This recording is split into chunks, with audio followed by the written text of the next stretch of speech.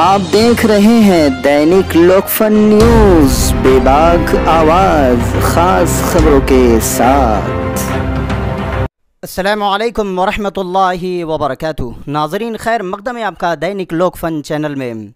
नाजरीन आज 12 फरवरी 2021 है और जैसा कि 14 फरवरी को हर साल वैलेंटाइंस डे मनाया जाता है। नाजरीन इसी के सिलसिले में हम तफसीली बात जानने के लिए, जो कि तारुफ़ की मोहताज शख्सियत नहीं है, मैं उनके साथ में हूँ और इसी की तफसीली मालूमात लेने के लिए वैलेंटाइंस डे मनाना चाहिए, वैलेंटाइंस डे क्यों मनाया जाता है, इसकी मालूमात लेने के लिए अब्दुल कदीर अब्दुल गनी बेग सर इनके पास आया हूँ। और नाजरीन हम उनसे सवाल तो नहीं कर सकते हैं, लेकिन सिर्फ उनसे मालूमात हासिल कर सकते हैं कि वो अपना कीमती मशवरा और सलाह भी हमें बाद में बताते चले कि वैलेंटाइंस डे मनाना चाहिए या नहीं मनाना चाहिए। और अभी हम उनसे ये जानना चाहेंगे कि वैलेंटाइंस डे क्यों मनाया जाता है। हेलो, अस्सलाम वालेकुम। सबसे पहले तो डेली लोकफन का शुक्रिया अदा करता हूँ कि इस सेंसिटिव मौजू पर उन्होंने इस गुफ्तगू का इनेकाद किया। तो शुरू करते हैं कि वैलेंटाइन डे क्या है, क्यों मनाया जाता है। तो असल में किसी ज़माने में सेंट वैलेंटाइन किसी चर्च के पादरी थे और क्रिश्चियन मज़हब में ये रिवायत है, ये चली आ रही है कि कोई पादरी या कोई शख्स एक मज़हबी ख़िदमत करते हुए अगर किसी बड़े दर्जे तक पहुंच जाता है और वो कोई मोजज़ात बताता है, वो मोजज़ात की तादाद अलग अलग हो सकती है, मुझे उसके बारे में पूरा वो नहीं है कि वो 10 होना चाहिए या 12 होना चाहिए, लेकिन वो मोजज़ात बताने के बाद उनको सेंट ये ख़िताब मिलता है, यानी जैसे हम उसको हिंदी में संत कहते हैं, वो ख़िताब उसको मिल जाता है। तो ये पादरी थे, उनकी याद में ये वैलेंटाइन डे मनाया जाता है। इसको दूसरा नाम फीस्ट ऑफ वैलेंटाइन भी कहते हैं, यानी संत वैलेंटाइन की दावत, उसमें ये जश्न मनाया जाता है। तो सवाल ये है कि जश्न क्यों मनाया जाता है। तो उस वक्त का, जिस दौर में ये सेंट वैलेंटाइन थे, उस वक्त बादशाह जो थे रोमन बादशाह का ये ख्याल था कि शादी करने से आदमी में कमज़ोरी आ जाती है और वो फिर कोई मेहनत के या बहादुरी के कारनामे अंजाम नहीं दे सकता। इसके लिए वो ये चाहता, उसने शादी पर ही बैन लगा दिया कि कोई शादी नहीं करे। पहले तो उसने अपने वज़ीर वज़रा जो भी उसके ऑफिसर्स होते हैं वो शादी नहीं कर सकते थे, फिर फ़ौजियों की शादी पर बैन लगा दिया। इस तरह से शादियों पर बैन लग गया और एम्परर वो उसके ख़िलाफ़ कौन जाए।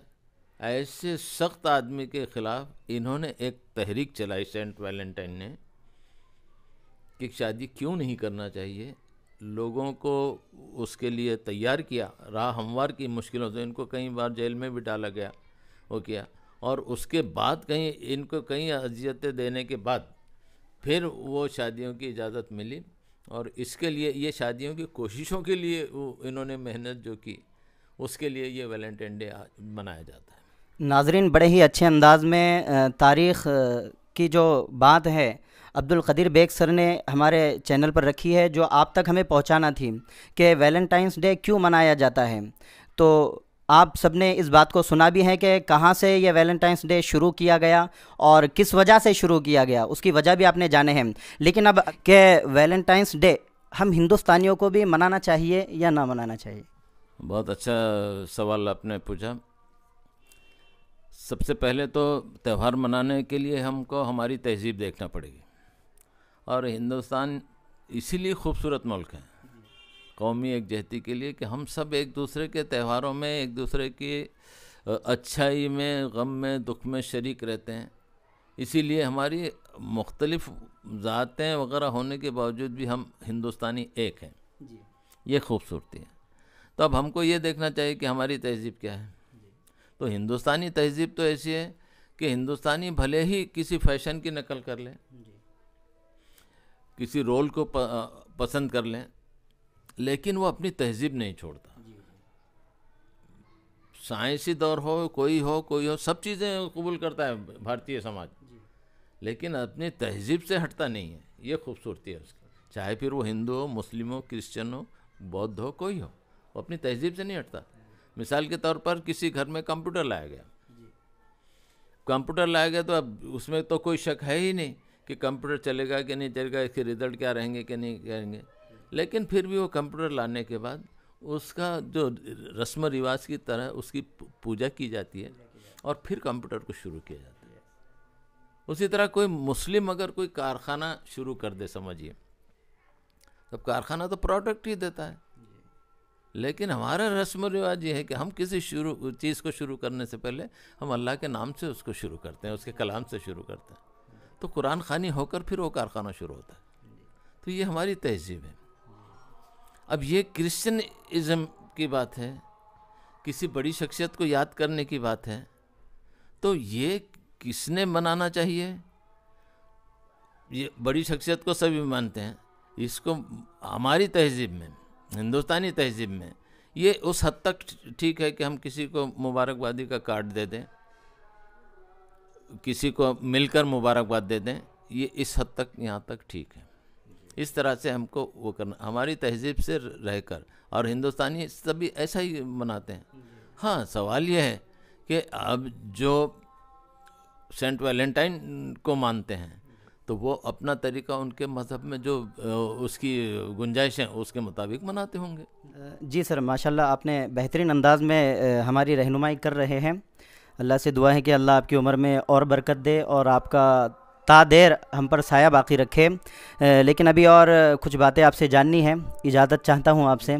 जी, तो अभी जो हैं कि जो वैलेंटाइंस डे मना रहे हैं, जो नौजवान लड़के होते हैं, लड़कियां होती हैं कॉलेजेस में पढ़ने वाली, तो उन्होंने क्या करना चाहिए? उनका मोहब्बत का इजहार ही करना है उनको, उनका एक जज्बा और एक शौक़, इश्क में पागल है उनका जज्बा, तो वो इस तरह से जैसा सैर व तफरीह की जगह पर जाकर और इस तरह से, और अभी फ़िलहाल में देखा जा रहा है कुछ सालों से कि ऐसे वैलेंटाइंस डे मनाने वाले जोड़ों को पकड़कर मारा और पीटा जा रहा है, और तरह तरह के केसेस भी हो रहे हैं और बहुत सारी बुराइयाँ फैल रही है। तो इस ताल्लुक़ से आप क्या पैगाम देना चाहेंगे, क्या सलाह देना चाहेंगे? आपकी कीमती सलाह का नाज़रीन इंतज़ार कर रहे हैं। जी शुक्रिया, बहुत अच्छा सवाल आपने फिर किया कि वैलेंटाइन डे किस तरह से मनाना चाहिए। और सही, वैलेंटाइन डे को जश्न मोहब्बत भी कहते हैं, मोहब्बत का जश्न। और जहाँ तक लोगों का यानी वाकई जो मोहब्बत समझते हैं, इस लफ्ज़ के मायने समझते हैं, वो जानते हैं कि मोहब्बत दिखावे की चीज़ नहीं है। और लोग कहते हैं कि मोहब्बत करता हूँ, करता नहीं हूँ, मोहब्बत खुद ब खुद हो जाती है। और जो चीज़ खुद ब खुद हो जाती है उसका इजहार की ज़रूरत नहीं पड़ती, पूरे समाज को बताने की ज़रूरत नहीं, वो आपका इनफरादी फ़ेल है। और किसी लड़के के दिल में किसी लड़की के लिए मोहब्बत है, किसी लड़के के दिल में लड़के के लिए मोहब्बत है, तो वो मोहब्बत परवान चढ़नी चाहिए, दोनों की शादी होनी चाहिए, लेकिन उसका इजहार बाग बगीचों में, बाज़ारों में नहीं होना चाहिए, इस ख्याल का मैं हूँ। और मोहब्बत कोई दिन फिक्स है क्या जी मोहब्बत करने का, कि चलो आज अच्छा दिन है तो आज से मोहब्बत शुरू करते हैं? नहीं, आज रुक जाइए, आज ऐसा नहीं है, मोहब्बत परसों से शुरू करेंगे। ऐसा तो हो नहीं सकता। ये कुदरती वो है, जहाँ बरसों बरसों साथ में रहने के बाद भी आदमी के दिल नहीं मिलते और चंद सेकंड में नज़रों से नज़रें मिली कि मोहब्बत हो जाती है। तो ये तो कुदरती चीज़ है, ये हो जाना है। लेकिन जब आपके दिल इतने हाँ, इसमें एक बात ये भी है कि मोहब्बत साफ दिल से की जानी होनी चाहिए, पाकीज़ा मोहब्बत होनी चाहिए, अंजाम तक पहुंचने वाली मोहब्बत होना चाहिए। टाइम पास के लिए मोहब्बत नहीं, गार्डन में जाके फूल दे दिए, दूसरे दिन मार खा के वापस आ गए, ये इसका नाम मोहब्बत नहीं है। अंजाम तक पहुंचने वाली अगर मोहब्बत है और असल मोहब्बत है तो कई मिसालें हैं। शीरी फराद है, लैला मजनू है, आज के ज़माने के भी कई लोग हैं। अगर सही मोहब्बत है तो आप अपने सरपरस्तों से उससे खुले दिल से इजहार कीजिए। और फिर देखिए, अगर आप सरपरस्त भी समझते हैं कि वाकई मोहब्बत है या ये ड्रामा है या क्या है या कितने दिन चलेगी या नहीं चलेगी, ये सरपरस्त भी अच्छी तरह से समझते हैं, तो आप उनसे इजहार कीजिए। वालिदैन ज़रूर आशीर्वाद दुआ देंगे और फिर आप जैसा चाह रहे हैं नतीजा भी वैसा तो उसका निकल सकता है। नाज़रीन, अब्दुल कदीर बेग सर ने बहुत ही प्यारी नसीहत और सलाह दी है कि मोहब्बत जताने का कोई दिन फिक्स नहीं होता है। और दूसरी बात, मोहब्बत अगर हो जाए तो बाज़ारों, चौराहों और बागीचों में उसका इजहार करने का तरीक़ा नहीं होता है। दूसरी बात कि मोहब्बत ये निभाने का नाम है, बल्कि फूल दे दिए और वैलेंटाइंस डे मना दिए, उसके बाद में वो मोहब्बत भी गुल और फूल भी गुल, इस तरह से नहीं, बल्कि अपने सरपरस्त हजरात से बात करके उसको आखिर तक निभाने का जो है, यानी शादियों के ज़रिए से उस तरह से मोहब्बत को उस तरह से अंजाम देना चाहिए। और नाजरीन, जैसा कि अब्दुल कदीर बेग सर जो कि जिनके साथ में मैं हूँ, शुरू में सर मैं भी जब आपके पास में बैठा हूँ और मैंने 12th भी और 11th भी नेशनल उर्दू हाई स्कूल से ही किया हूँ, तो जी, तो मैं थोड़ा घबराया था, इसलिए आपका मैं तारुफ़ अच्छी तरह से नहीं कर पाया कि उस्ताद की भी कोई अहमियत होती है दिलों में और वो डर भी बाकी रहता है। तो माशाल्लाह अब्दुल कदीर बेग सर, इनका पूरा नाम अब्दुल कदीर अब्दुल गनी बेग सर हैं और सिल्लोड़ के नेशनल उर्दू हाई स्कूल और जूनियर कॉलेज में प्रिंसिपल की खिदमत देते हुए सर रिटायर हुए हैं। माशाल्लाह सर का मिजाज हम पढ़ाई के ज़माने से ही जानते हैं।